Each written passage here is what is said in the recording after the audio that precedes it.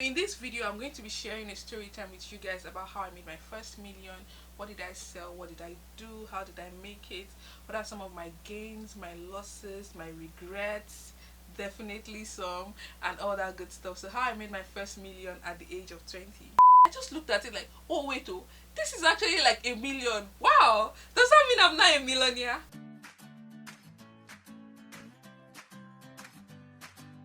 Hey guys, it's your girl WhizQueen back again with another video. If this is your first time on my channel, thank you so much for joining. Please consider subscribing down below and ensure to turn the post notification bell on as well. And if you're a returning subscriber, you know the vibes. Please give this video a thumbs up. Don't forget to leave a comment down below and don't hesitate to share with your friends as well. So in today's video, I'll be sharing with you guys how I made my first million at the age of 20. Girl, so this is going to be more like a conversational style of video. I know there's nobody here with me, but I mean, I'm just chatting with you guys, and I have my cup of tea here, so let's just sip and like spill the tea, you know. I know you guys are here for the tea, and I'm also here to spill. So a little backstory about me. I'm not from a very rich home. I'm not from, like, my parents aren't wealthy. I don't have like luxury of family members that would say, oh, take this money or take that money, or like a lot of money like that. Just basically, like, I'm just like the average people out there in the street. So I'm not like from a wealthy home, just to let you know.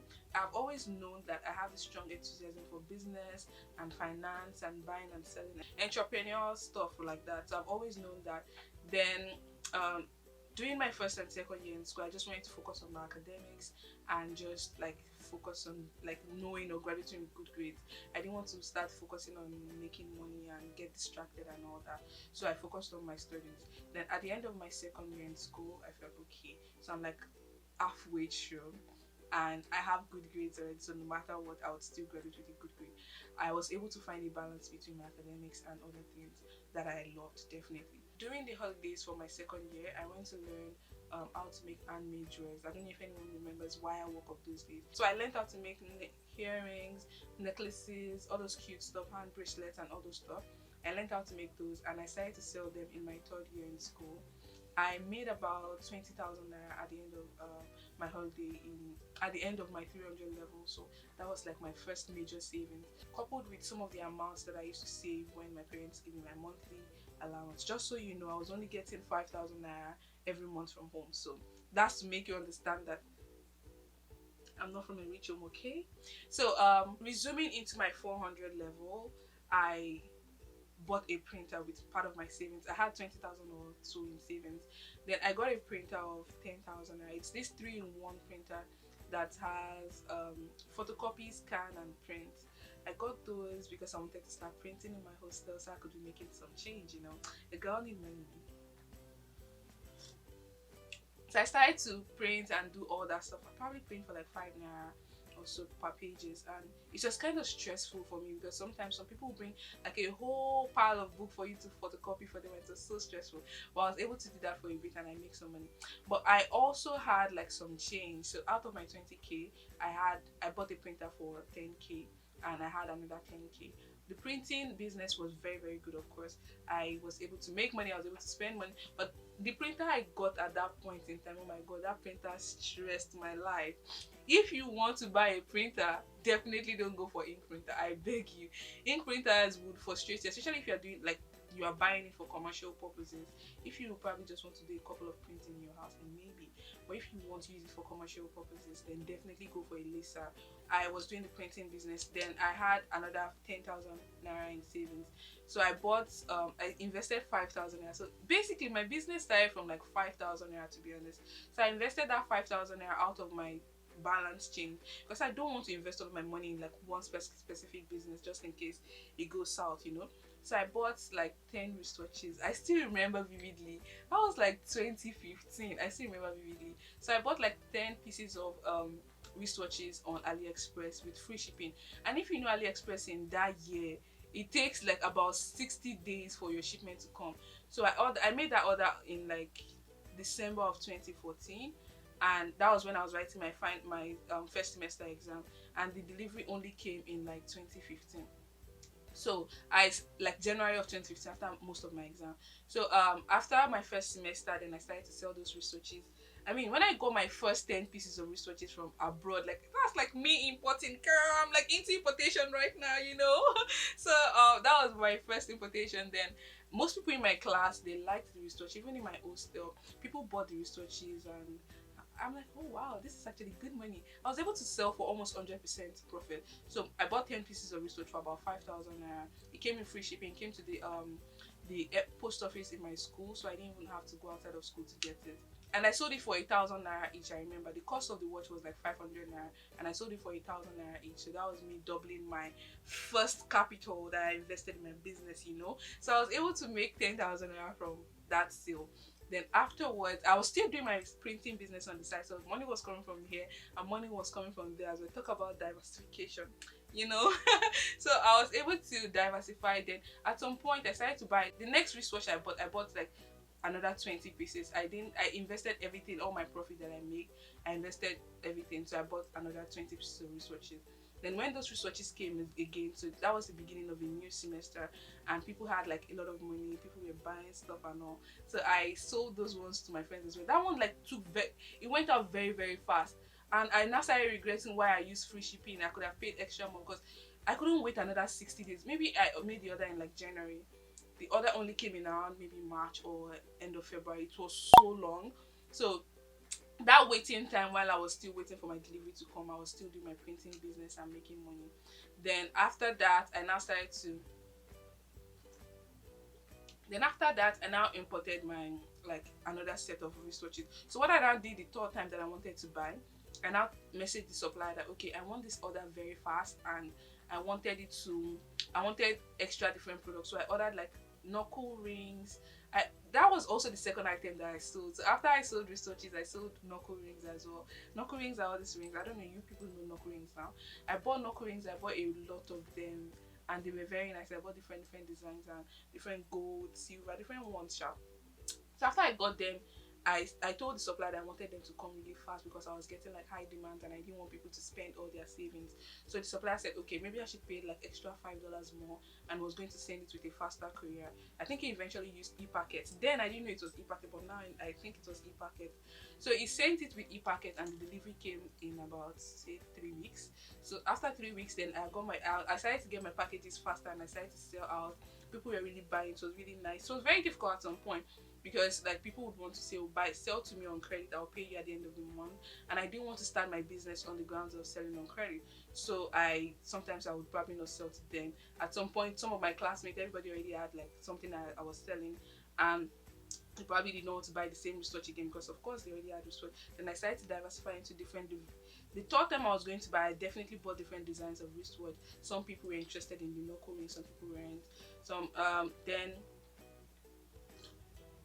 Then at this point I had to think outside of my comfort zone. I started to tell to people in my hostel. I'll go to like different people's room, advertise, and some people will buy it, some people will not definitely. Some people will like, oh, this wristwatch is too expensive for the price, blah blah blah. I avoided people like that. I beg, don't come after my business. So at some point then I now started to think, okay, so it looks like at this point it's becoming difficult selling to my classmates, and I need to look for a better way to sell. Then I went online to read about how to sell online or all that stuff. So I learned about selling on OLX. I don't think there's still OLX in Nigeria now. I don't think so. I sold on OLX and Kemu. Kemu is also no longer in Nigeria. Kemu became Jumia Marketplace. So I sold on OLX and Kemu. Both websites are classified websites or classified ad sites where you can list your products and people will contact you. You trade directly with them and they buy and they pay you and all that. I started to sell to people on OLX and Kemu, and it was kind of difficult. That selling on those platforms was easy, and it was kind of difficult because most people that wanted to buy, they were in Lagos, and I was not schooling in Lagos. I was schooling in Lorraine at the time, so it was difficult getting the product across to them, and definitely they don't want to pay in advance. So it was kind of really, really challenging for me. But then I was able to get some people buy from me, Lorraine. Some people would take the risk and send me the money. Then I send them the product and all that. So that one was also cool. At the end of my final year in school, I was graduating with 200,000. Talk about rich graduate student. Definitely. Let me tell you guys, another thing is you need to identify the goal. The goal for me when I was leaving school, the goal for me was that I didn't want to be that broke graduate that would start submitting application, looking for a job and begging people up and down for money. So I wanted to have my own money when I was finishing school. So I hope you guys have picked some lessons from this video, because this is not just me talking. It is also, you also have to learn one or two things. So the first thing is, I started my business with the minimum capital of 5,000 naira. The second thing is, my first product that I was able to sell was wristwatches. The third thing you should have also picked by now in this video is that I diversified. At some point I started to sell knuckle rings, I sold wristwatches, I started to also sell like shoes, small purses and all that good stuff. Then also I was still doing my business of printing on the side. So that's diversification for you. It's very, very important for you to know that in business. Another thing you should have picked by now is, I was graduating school with 200,000 naira, and I feel like that's like a big deal, because like, except you're from a rich room, I don't know, but 200k for me as a final year student in 2015, after receiving 5,000 naira monthly in allowance from my parents, and I'm having 200,000 in my bank. I mean, I'm supposed to be using shoulder pad to work by that point in time, but then I was not proud. I mean, I'm not a proud person. I put my shoulders down. Most people in my class, or most of my friends and my circle, then they didn't even know I had as much. So when I finished school, I went back home waiting for NYSC and all.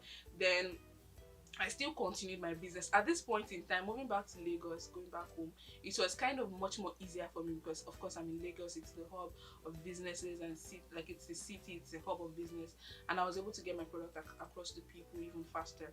But another challenge I started to encounter was that somebody that wants to order my wristwatch, say I'm in Surulere now, and the person is in like Ajaleki, and the person is probably just buying a wristwatch for 1,500 or something, and they want to pay delivery. Sometimes I actually made the trip to go like all the way to deliver some of my products. I remember one vividly. I went all the way from Surulere to Abule Taylor to deliver 1,000 naira wristwatch, like 1,000 naira wristwatch. It was so crazy, and I don't know. Thinking about it now just gives me memories, to be honest.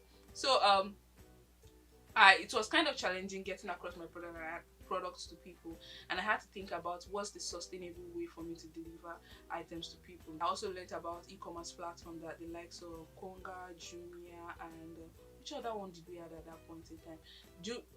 Kemo became Jumia Marketplace, and they also started to improve on their selling and all that good stuff. Another thing I also did then was, I went on Ireland. Forever and ever, I will be grateful to share myself for that platform.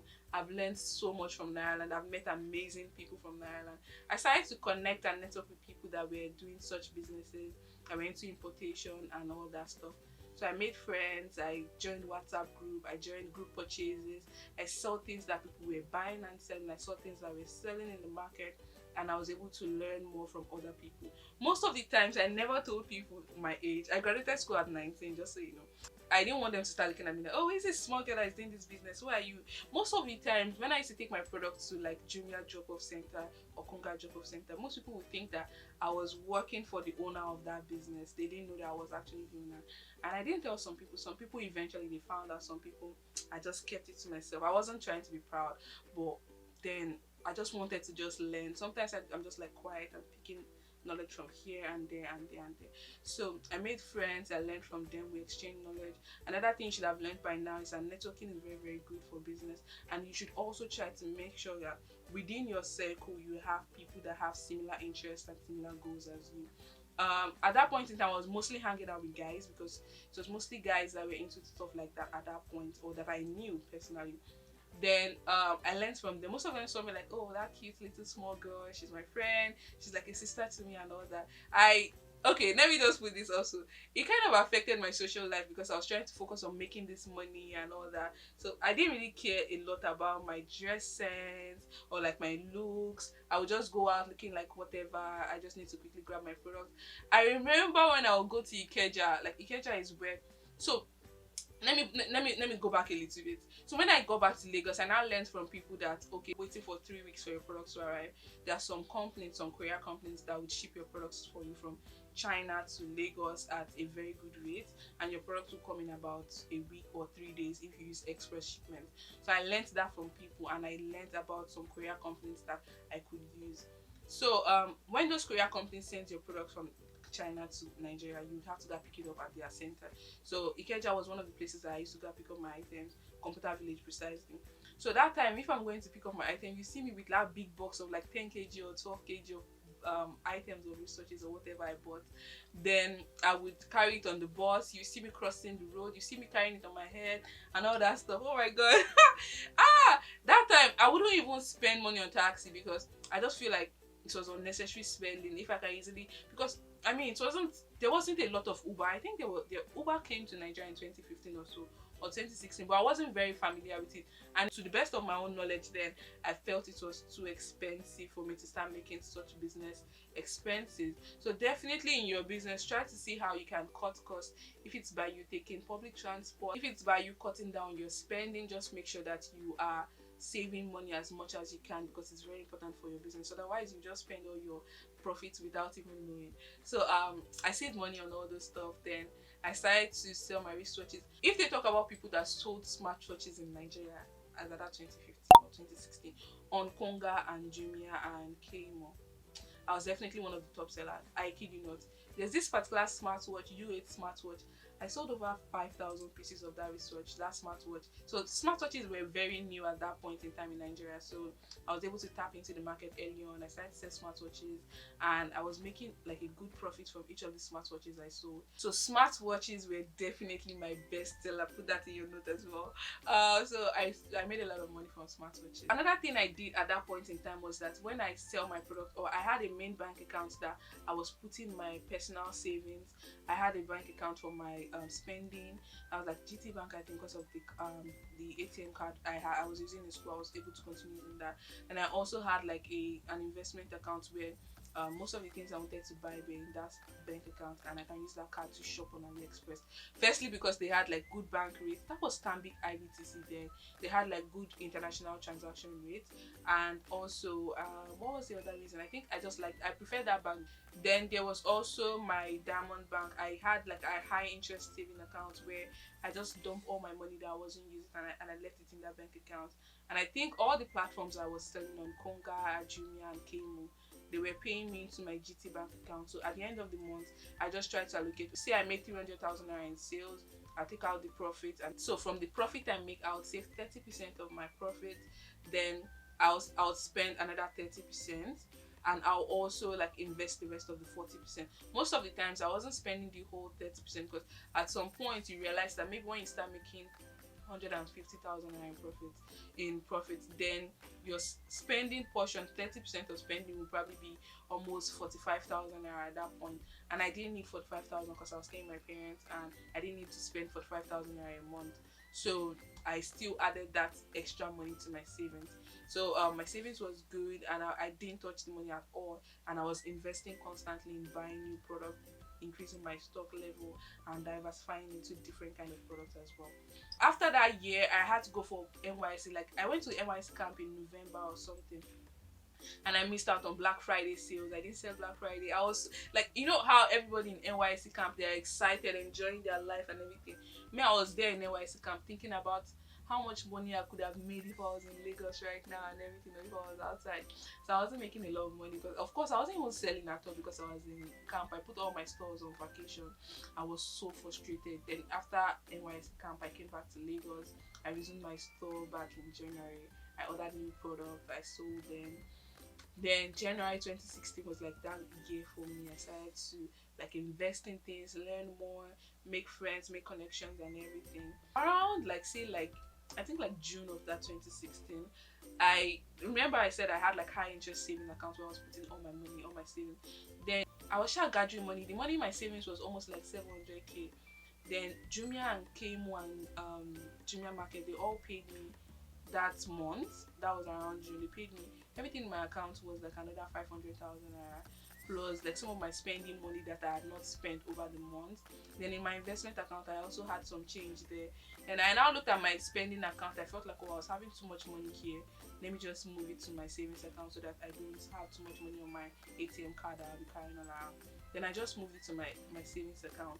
Another thing you should also do is that if you have a savings account, ensure you don't have easy access to that money. That savings account, that Diamond Bank, I made sure I didn't get an ATM card, so it wouldn't be so easy for me to spend. I also made sure I don't think I had internet banking, or did I? I'm not very sure at this point in time. I shall make sure it was an account that I wouldn't have easy access to the funds, so that I can not easily spend it. So when I got all those funds from Kmo and Jimmy and everything, and I thought, oh, let me just put this money in my savings account since I didn't have any use for it, and I have a lot of money that I should have spent, but I have not spent them, and I moved them to that like on my main savings account, and I just saw, wow, this is about 1.2 million. Like this is 1.20000. I just looked at it like, oh wait, oh, this is actually like a million. Wow, does that mean I'm not a millionaire? I'm a millionaire. Wait, and I thought about it. Like, okay, wait, I'm only going to be like, I'm still 20 for now. I'm only going to be like 21 in like 6 months time. So that means I'm like 20 and I made my first millionaire. I never ever thought it was going to happen. I never thought I was going to be able to make up to a millionaire within the space of a year.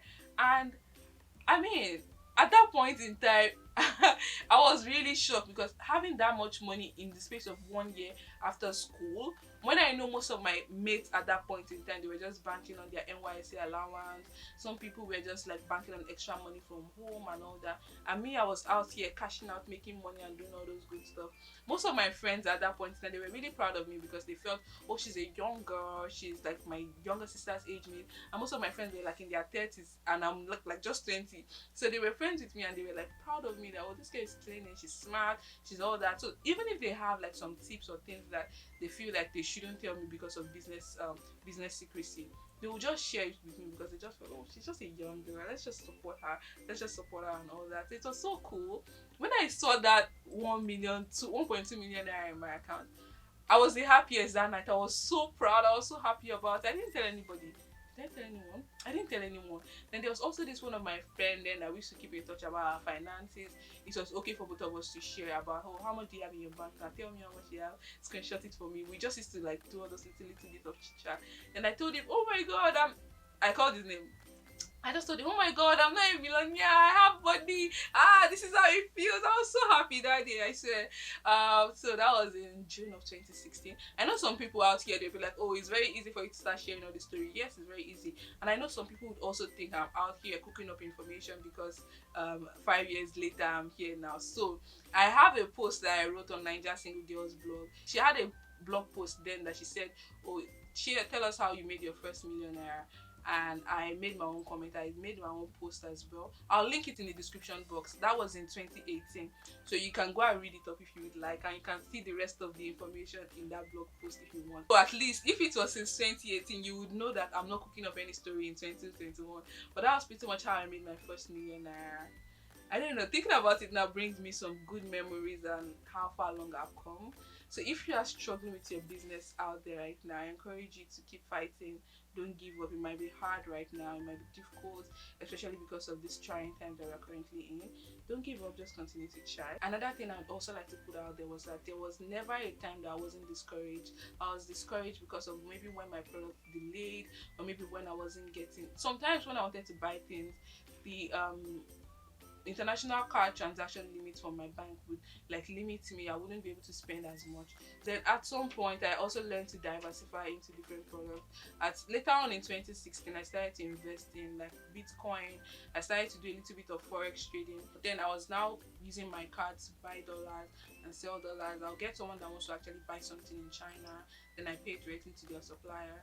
At some point I started doing wholesale purchases. People that are also doing the business, I would buy for them and pay for them, and they would buy it in like wholesale price from me.